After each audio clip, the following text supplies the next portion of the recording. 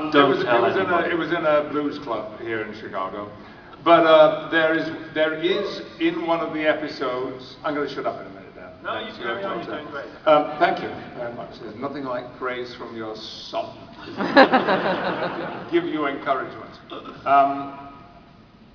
LeVar, as some of you may remember, for a period of time wore a visor, as it was called. Well, you couldn't see his eyes. And back in the old days when LeVar used to sit at Ops, I think it was Ops, they had these curvy chairs and you could sit back, and this is how people sat. So we started a scene, action, and we began the scene, and it came to LeVar's line and there was silence.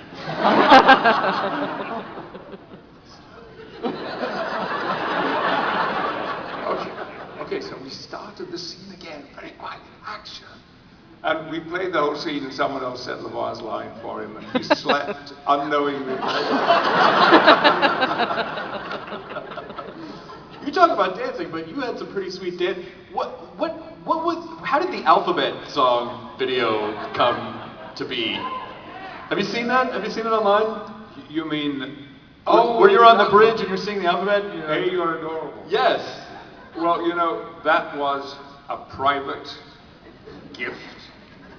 The internet is full of those. Yeah. For Gene Roddenberry, for his birthday. My wife, Dan's mother, is a choreographer, terrific choreographer, and she came in one afternoon during the lunch break and she choreographed that whole number. Have you seen this thing? Some of you, yeah. And I sang it as a gift for Gene Roddenberry, and we presented him with the tape.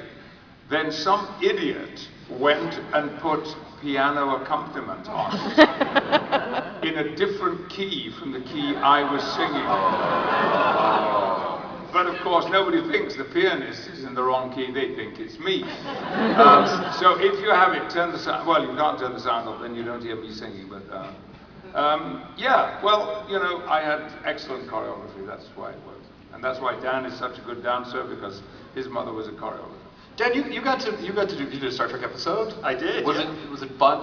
What was the experience like? It was terrifying, actually. Yeah. I was only about a year out of drama school and had never actually been on camera before. I like to think that it doesn't show, but I'm not sure.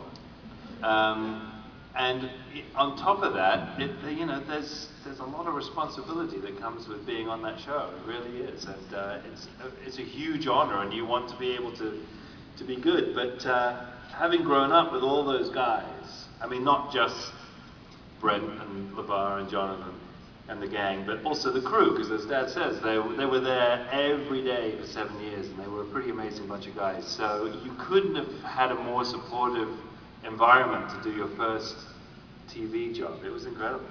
Because you both obviously have huge theater backgrounds, and didn't you actually leave the Royal Shakespeare Company to go shoot Star Trek? Not the Royal Shakespeare Company, no. What happened was I had, in fact, after something like 14 years of working steadily with the company, I had left to try to get some TV and film work, and it wasn't going too well. And then I got offered a job at the National Theatre, the Royal National Theatre in London. The only time they've ever offered me a job. I did that job. And I had a break in it, and I went to do some lecturing and teaching in Southern California and stayed with a friend of mine who was an English professor at UCLA. And one night he said, look, do me a favor, I'm giving a public lecture on campus in Royce Hall, and I've asked a friend of mine, an actress, would you two of you come in and illustrate the lecture by reading extracts from the plays I'm talking about? And he said, there's $100 in it for you.